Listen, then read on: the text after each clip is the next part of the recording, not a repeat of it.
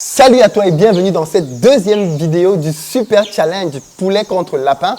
Dans la première vidéo, on a été avec notre super technicien Eli Togodba que vous connaissez déjà, qui nous a expliqué la rentabilité qu'on pouvait espérer en lançant un élevage de lapins au bout de 6 mois. Aujourd'hui, on est avec son compère plutôt de l'élevage de poulet. Enfin, Eli, c'était les lapins. Aujourd'hui, on est avec monsieur Brandon Bikek qui lui est plutôt spécialiste ici pour le poulet et qui va lui aussi nous faire voir au travers de ces chiffres aussi, combien on peut gagner en élevage de poulet au bout de 6 mois. Donc, bonjour. Bonjour, monsieur. Alors, c'est vrai que toi, on t'a un peu moins vu qu'Eli quand même, qui a fait plusieurs vidéos. Quoi qu'on a déjà fait une vidéo sur le poulet. Juste une seule. Juste une seule, ok. C'est ta deuxième aujourd'hui, donc. Est-ce que tu veux bien te présenter pour ceux et celles qui ne te connaissent pas? Bon, pour ceux qui ne me connaissent pas, moi, c'est Brandon Bikek, technicien agricole. Je suis investi au pays. Sous le haut patronage de M. Philippe Simon, que vous connaissez déjà. Sous le haut? Le haut patronage. Ça veut dire quoi, ça? Ça veut dire que... C'est pas les trucs qu'on voit les politiciens, là. Mais bien évidemment. Sous le haut patronage. Chacun développe son mindset. Ok, sous mon haut patronage, donc, on va regarder de près tes chiffres. Déjà, l'élevage de poulet, est-ce que tu penses que c'est un élevage qui peut challenger le lapin? Parce que le lapin, c'est quand même un élevage... C'est vrai, ça peut challenger. Attends, je te redresse juste ton truc pour qu'on entende bien ton volume. Ok, c'est bon. Oui, c'est vrai, ça peut challenger le lapin sur plusieurs paramètres. Déjà, c'est un cycle court. Non, on commence par la comparaison. Juste, tu penses que ça peut challenger? Parce que je ne vous ai pas dit, mais on a une troisième vidéo dans laquelle les deux vont apparaître et ils vont se challenger l'un et l'autre sur le lapin et le poulet. Parce qu'il faut que l'on soit fixé sur ces deux viandes blanches-là. Donc, tu penses que le poulet a toutes ses chances, c'est ça? Oui. Ok, d'accord. Donc, tu nous as fait un tableau simplifié, il faut le préciser, dans lequel tu nous as mis les principaux coûts que l'on peut avoir pour lancer un élevage de poulet. Dans le cadre de ton exercice, tout comme avec M. Eli Togodba, je t'ai demandé de te projeter sur 6 mois avec un élevage de poulet qui commence avec 500 sujets. Ok?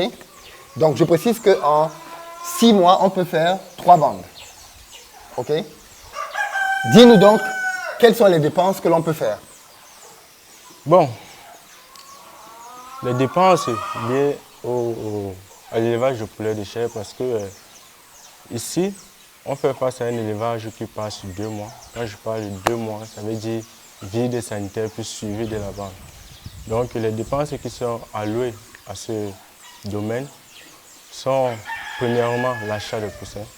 Bon, si je veux partir de zéro, les produits liés à la désinfection du bâtiment par rapport au vide sanitaire. Donc vous pouvez utiliser plusieurs produits, soit le virinette, la soude caustique. Le virinette à lui seul, il coûte extrêmement cher, 25 000 1 kg. Mais la soude caustique, elle coûte moins cher. 1 kg, on peut trouver en quincaillerie au prix de rien. Donc, on voit l'achat de poussins qui est vraiment costaud, cet achat. Alors oui, l'achat de poussins, je précise que dans le cadre de l'exercice, on essaye d'avoir les mêmes éléments que pour le lapin. C'est-à-dire que du coup, le vide sanitaire, on ne l'a pas pris en compte dans les calculs, puisque dans le cadre de l'élevage de lapin, on n'a pas intégré cette notion non plus. Mais c'est vrai qu'il y a un vide sanitaire qui va dégreffer un tout petit peu votre bénéfice à la fin. Donc, les poussins, tu as dit, pour 500 poussins, on avait 700 à 700 francs le poussin. On est en France CFA, bien évidemment. Vous pouvez faire la conversion dans la monnaie de votre choix. C'est ça? C'est ça, monsieur. Donc, pourquoi tu as choisi 700 francs? C'est le prix le plus cher sur le marché. Justement, j'ai pris à 700 francs parce que je pouvais, bien évidemment, aller à 600 ou bien 650.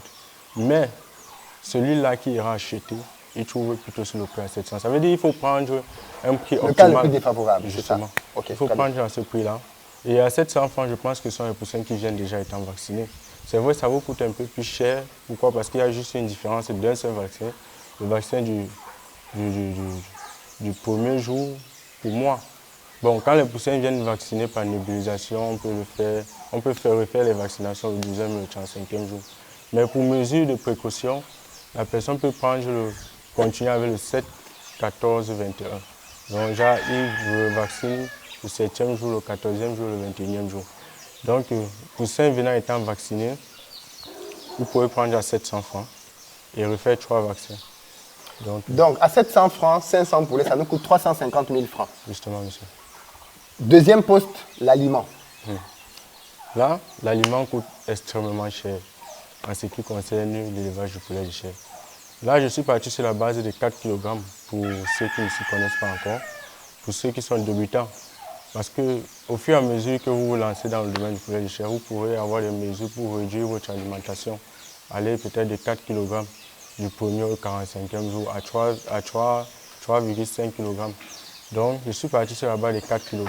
Et si je prends 4 kg comparément à 500 poulets, ou bien 500 poussins, en finition, on aura 40 sacs, donc 2000 kg. Donc, avec ces 40 sacs, je reprends un taux minimal, ou bien un taux maximal de 15 000. 15 000. Bon. Prix du sac, hein? Oui, le prix du sac, en fait. Bon, plus tard, vous pourrez peut-être faire des formules qui pourront revenir à 12 000. Et c'est en fonction du stade évolutif des poussins, parce qu'il y a 3 stades évolutifs. Il y a le démarrage, la croissance et la finition. Et la quantité de protéines là-bas est en fonction du stade évolutif. Ça veut dire la quantité de protéines va de 24 à 22, allant du démarrage jusqu'en finition. Et on baisse la quantité de protéines au fur et à mesure de l'accroissement. Donc c'est ça, c'est pour ça qu'au démarrage, le sac va revenir un peu plus cher comparément à la croissance et à la finition. Donc j'ai pris un prix moyen de 15 000. Ça peut inclure le transport aussi. Avec 40 sacs, on peut se retrouver à 600 000 francs. 600 000 francs. Donc, achat des poussins 350 000, aliments 600 000 francs.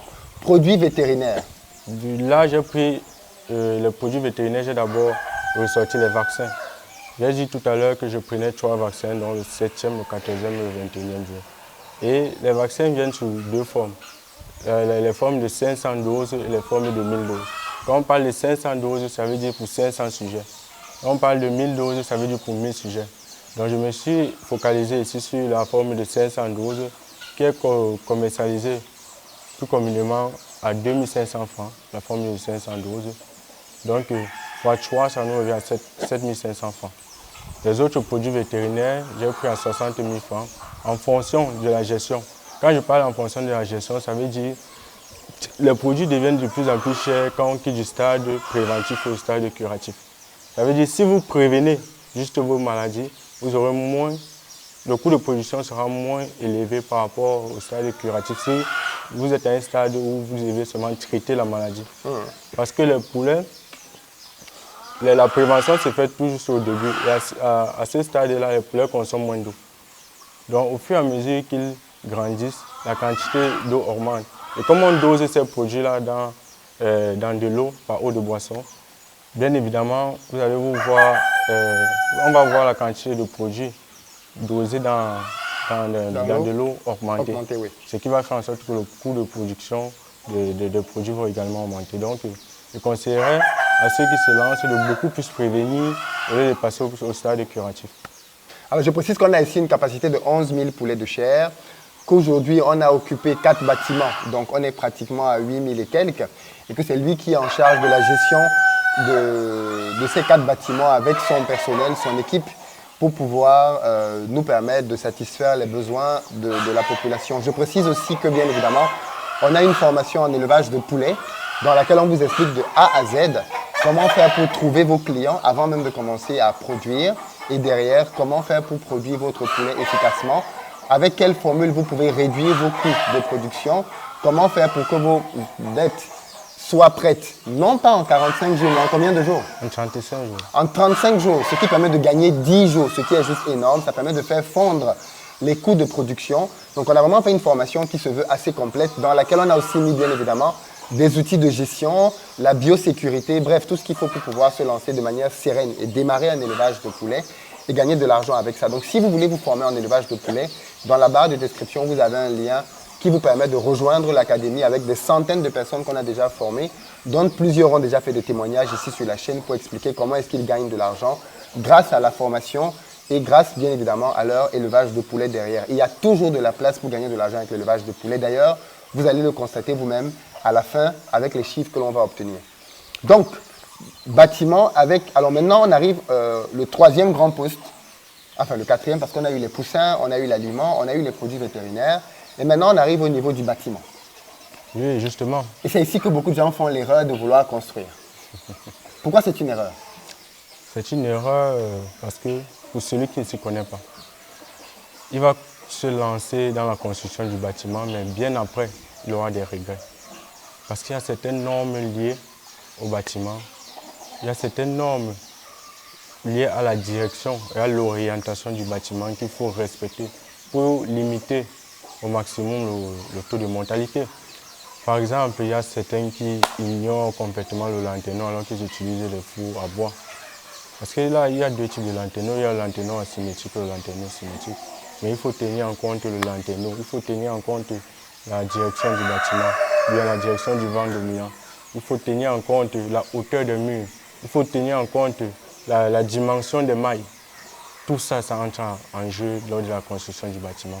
Alors, si vous ne connaissez pas, ne vous lancez pas. Trouvez une personne appropriée qui connaît toutes ces normes-là pour pouvoir mieux vous orienter dans la construction de votre bâtiment. C'est vrai, ça coûte aussi extrêmement cher. Pour celui qui veut se lancer pour un début, moi je conseillerais qu'il loue certainement le bâtiment. Il acquiert les moyens pour pouvoir se construire un bâtiment. Parce qu'en prenant déjà cette expérience-là en louant le bâtiment, je pense qu'en faisant une panoplie de bandes, il aura l'expérience requise pour dire bon, que je pourrais me construire un bâtiment en fonction de ce que j'ai déjà vécu sur le terrain. Donc, ici, j'ai d'abord tenu en compte la location du bâtiment. Et il y a les bâtiments qui se louent déjà avec le matériel et il y a les bâtiments qui se louent sans matériel où vous êtes susceptible de vous approprier vous-même votre matériel. Donc, j'ai pris ici un bâtiment avec location du matériel. Bon, c'est vrai, j'ai pris un chiffre un peu dans les intervalles, quoi. Parce que ça dépend des zones géographiques. Je peux dire ici à Douala, on loue le bâtiment peut-être à 50 ou 75 000. Mais à l'ouest, ce n'est pas pareil. Donc j'ai pris ici entre 75 et 100 000 francs, mais j'ai pris ici à 75 000 francs. Un bâtiment déjà gagné. Donc j'ai pris ici à 75 000 francs, un bâtiment déjà gagné. Pour toute personne qui voudrait se lancer. Je pense que c'est assez clair. Hein? Se lancer dans la construction d'un bâtiment peut être une erreur fatale au début de son élevage. Ça va vous coûter très cher. Alors qu'il y a beaucoup de gens qui ont des bâtiments vides et disponibles. C'est d'ailleurs l'une des choses que l'on recommande dans la formation. Parce que quand je dis aux gens que vous pouvez vous lancer en élevage de poulet avec moins de 2 000 €, en réalité, c'est parce que je pars du principe que vous allez louer un bâtiment. S'il faut construire un bâtiment, ça monte tout de suite en flèche. Donc non, privilégiez plutôt la location. Et il y a des bâtiments à louer. Il y en a à peu près un peu partout. Donc, ok, très bien. Maintenant, on va parler de la deuxième partie, qui est la partie revenu. Bon. Avant de passer au revenu, il faudrait oui. qu'on sache d'abord que dans toute activité, il y a ce qu'on appelle des imprévus. Oui. Il y a des imprévus. Vous voulez parler de ça justement, oui. Ouais, donc, j'ai prévu aussi un pourcentage d'imprévus. C'est vrai, il y a le coupon qui entre en jeu, il y a le transport. Donc j'ai prévu un pourcentage d'imprévus. J'ai mis juste une somme moyenne pour celui qui minimise son coût d'imprévu. C'était à 32 500, je pense. Oui, les imprévus. Oui, c'est un truc. Oui, 27 500. Oui. Copo et imprévu, 27 500. Oui, effectivement. Tu as prévu l'imprévu. Ok, d'accord, très bien. Ensuite, maintenant, tu as pensé qu'on allait avoir des pertes et tu as estimé que tu pouvais avoir dans tes animaux des pertes de l'ordre de 5%. Bon, j'ai estimé à 5%, c'est parce que la norme prévoit 5%. Donc, je mets au taux maximal ou en deçà de ce taux, vous pouvez gagner et au-dessus de ce taux, vous vous retrouvez dans la perte. Donc, au-dessus de 5% de perte, vous commencez à vous effondrer en fait.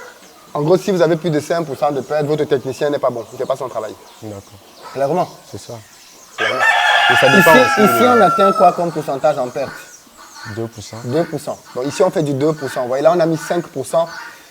On a été large. Donc 5% de 500%, ça vous fait 25 pertes. Et ce qui vous fait donc, au final, 475 poulets qui sont prêts à être vendus. Tu as choisi pour prix de vente 3 000 francs, ce qui fait 1 425 000. Justement. Auquel on retire 1 120 000 qui représente la totalité des dépenses qu'on a faites tout à l'heure.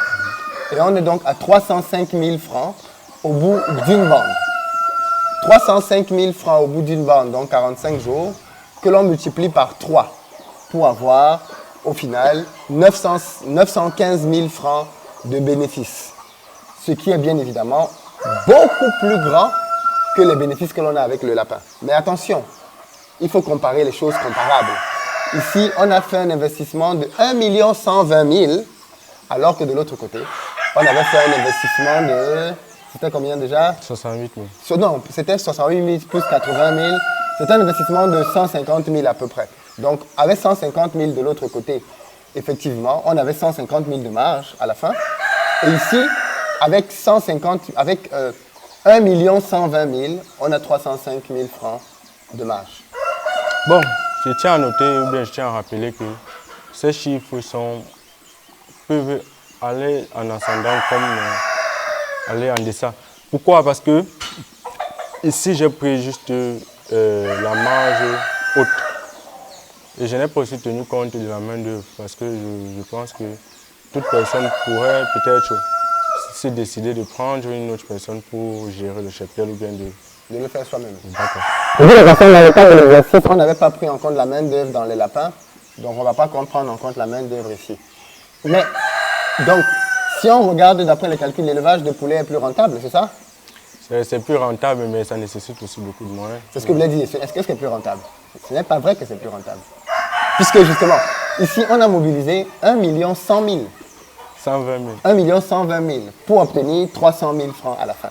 Dans le lapin, on a mobilisé 150 000 pour obtenir en bénéfice 150 000. Donc le lapin a rapporté quasiment 100% de bénéfices. Alors qu'ici, le poulet a rapporté, quand tu prends 300 000 et que tu fais le ratio sur 1 100 000, le poulet a rapporté environ 30-35% de rentabilité. Le montant est élevé, c'est vrai, mais en termes de pourcentage, il n'est pas le plus intéressant. Mais attention, je veux quand même faire un petit bémol. C'est qu'il va quand même être beaucoup plus facile d'écouler 500 poulets plutôt que d'écouler 500 lapins. C'est beaucoup plus facile d'écouler 500 poulets parce que c'est une viande qui se consomme beaucoup plus aussi sur le marché. Est-ce que tu veux rajouter quelque chose avant qu'on ne termine? Bon, je tiens à rappeler, tout ce que je tiens à dire, c'est que pour se lancer dans le domaine du poulet de chair, ce n'est pas difficile. Ça nécessite juste des moyens, une petite technicité. Donc ne vous lancez pas parce qu'il faut vous lancer. Cherchez d'abord à conquérir le marché. On dit on vend le produit même avant de produire. Donc cherchez d'abord à conquérir le marché avant de toutefois vous lancer. C'est un très bon élevage. C'est un très bon élevage. Moi, je suis anti-les-dents par amour. J'aime ce que je fais. Je suis vraiment émotionné quand j'entre dans mon bâtiment chaque matin. Quand je vois que mes bêtes se sentent extrêmement bien. Pour toute personne qui font dans ce domaine, ils pourront vous dire. C'est vraiment sensationnel. C'est tout ce que je peux vous dire. C'est chaud! Poulet ou lapin? Quel est votre choix? J'espère que vous avez vu la première vidéo sur le poulet, sur les lapins. D'ailleurs, je pense qu'il faudrait qu'on fasse une formation détaillée sur comment réussir un élevage de lapins, puisqu'on a une formation sur l'élevage de poulet. Ce serait bien peut-être qu'avec Kelly, on fasse une formation sur l'élevage de lapins pour vous aider aussi de A à Z à réussir votre élevage de lapins. Merci beaucoup, Brandon. On va faire une troisième et dernière vidéo qui va être une confrontation argumentaire maintenant entre vous deux sur l'élevage de poulet et l'élevage de lapins. Quels sont les avantages et quels sont les inconvénients? Parce que là, on a juste regardé les chiffres. Maintenant, on va parler des autres avantages et des autres inconvénients de chacun de ces deux élevages-là. Donc, on va se retrouver très prochainement pour une dernière vidéo de cette petite série Challenge. Merci beaucoup. Merci, monsieur. À très bientôt.